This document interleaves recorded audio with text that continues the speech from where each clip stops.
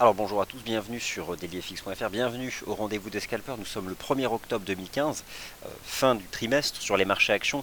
Un trimestre particulièrement baissier, notamment sur les places boursières émergentes, environ 10% de repli sur les marchés actions de la zone euro.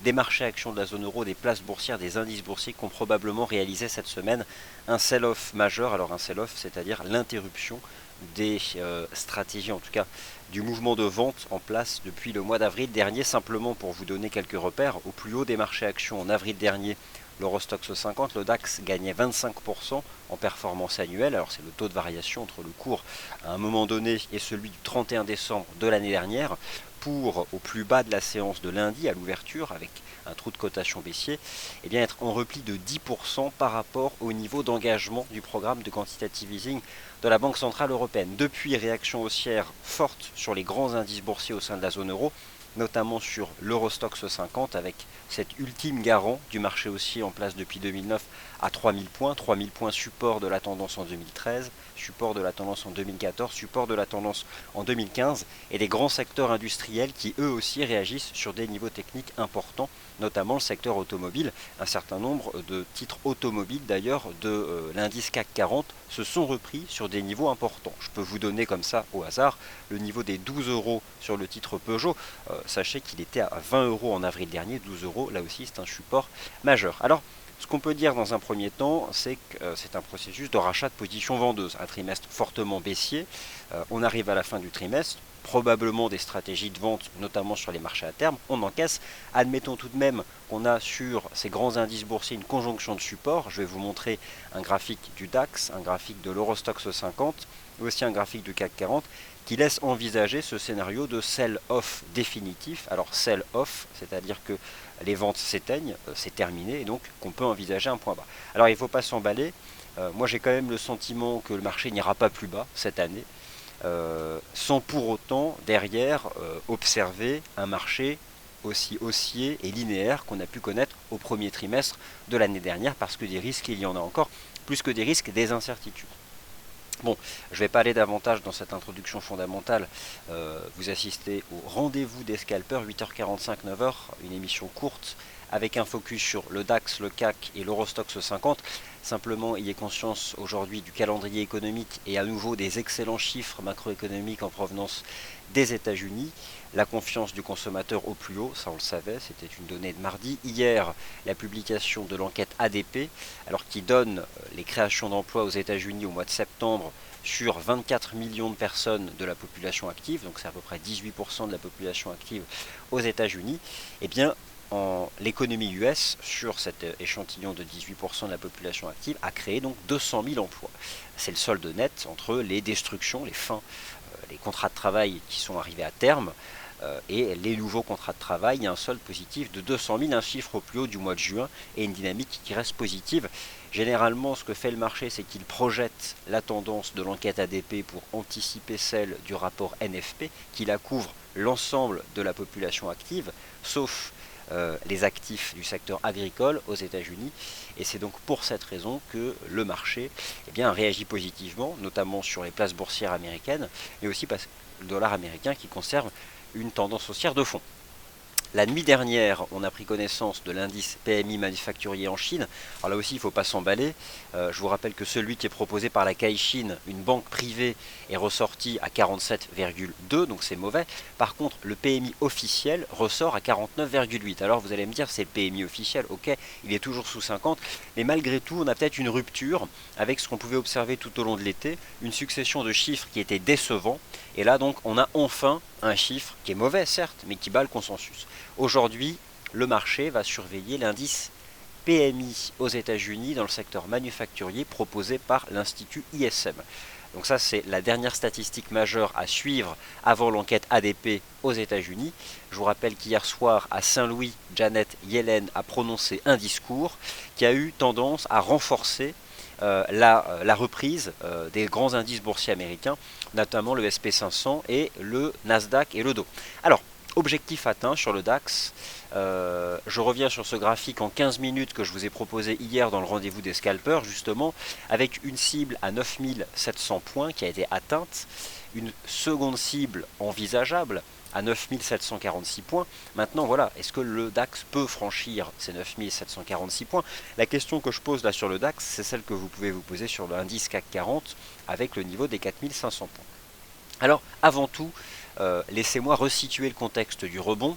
Vous avez sous les yeux un graphique de long terme de l'Eurostoxx 50. Je vais aussi vous montrer un graphique de long terme du Dow Jones Stocks Europe 600. Ces marchés se reprennent sur ce que moi j'appelle les garants chartistes du marché haussier. Alors, un garant chartiste, forcément, on a une réaction initiale qui est positive. Reste que ces seuils pourront peut-être être brisés si les risques fondamentaux se multiplient. Si la Chine décroche beaucoup plus qu'envisagé, si la Réserve fédérale remonte ses taux de manière agressive, si le prix du pétrole s'enfonce sous les points bas de l'année 2008, ce qui ne semble pas être le cas, si le prix du cuivre devait basculer sous les 2,20 $. Bref, là, on aurait un certain nombre d'éléments, ou si la Banque Centrale Européenne écartait complètement une extension de son quantitative easing. Mais ce qui ne semble pas être le cas au regard des dernières statistiques d'inflation à la consommation qui ont été publiées aux États-Unis, en Europe, en Allemagne, en Espagne notamment.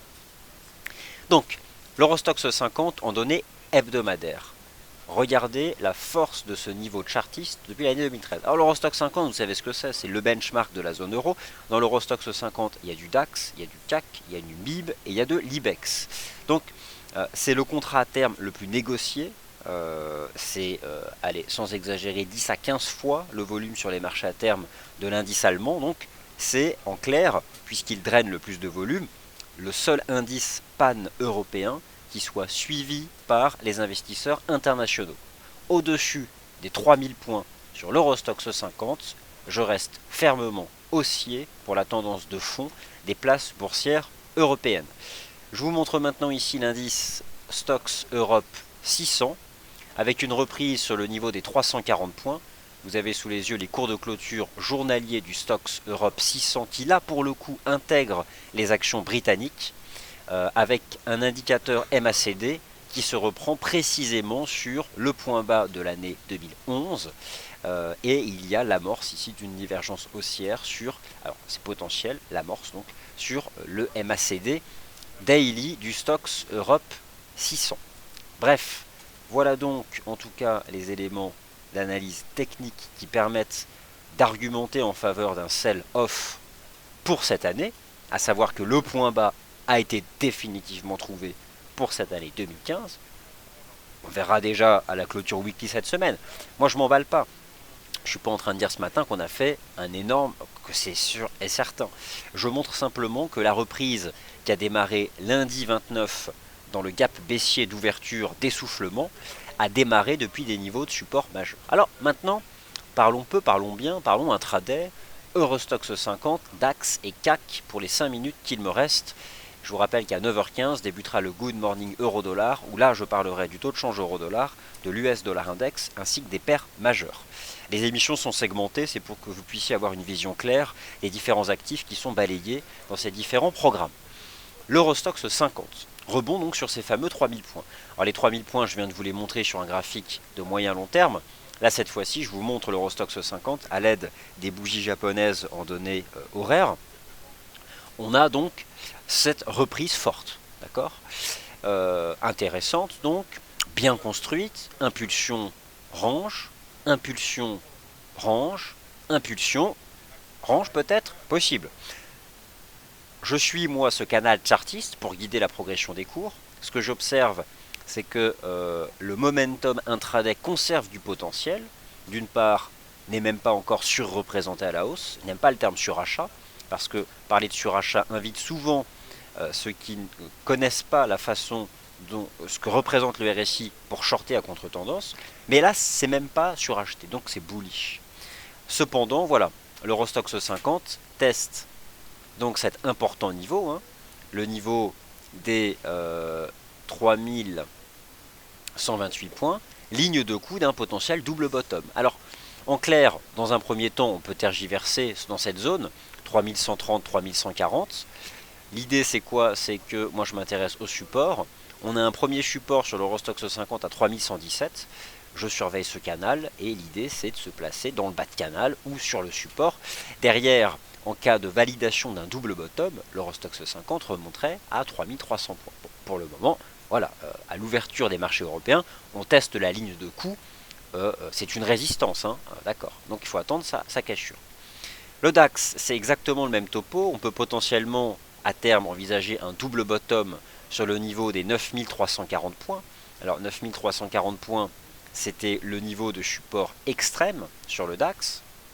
Je vais vous montrer un graphique du DAX justement en échelle algorithmique que vient de partager Adrian Raymond, vous vous souvenez, ancien analyste d'DailyFX, qui propose donc ce graphique avec le DAX en échelle logarithmique, donc par Adrian Raymond, simplement pour vous montrer donc que le niveau des 9340 points est en effet un niveau de support extrême. Alors, sur ce niveau des 9340 points, le marché dessine l'amorce d'un double bottom.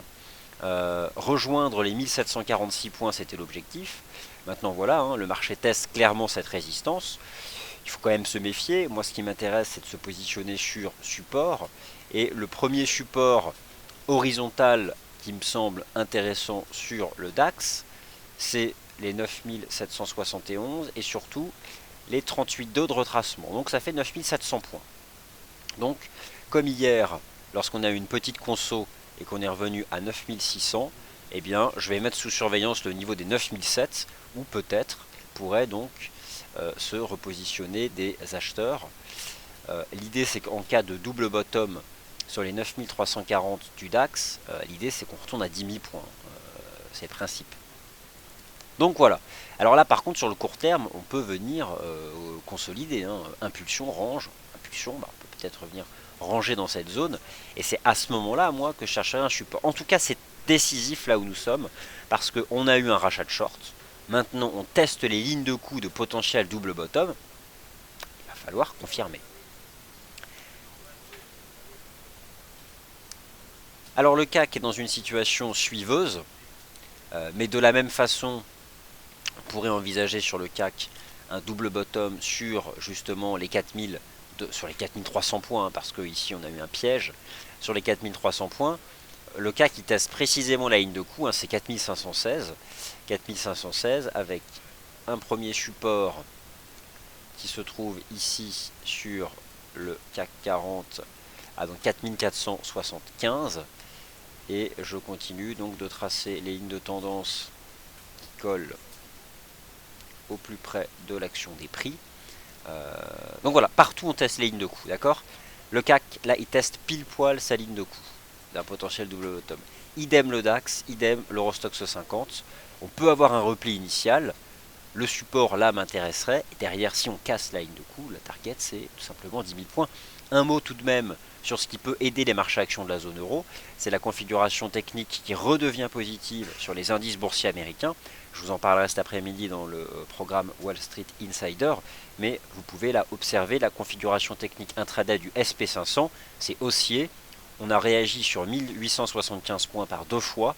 Je pense qu'on sort par le haut de ce canal et je pense que le SP500 peut remonter en direction des 1963 points et même des 1995 points. Il est 9h01, ainsi s'achève donc le rendez-vous des scalpers, le tour d'horizon intraday des grands indices boursiers. Je vous retrouve à 9h15 pour le Good Morning Euro-Dollar, US Dollar Index, Euro-Dollar, ainsi que les paires majeures sur le marché d'échange. Merci à tous et à tout de suite.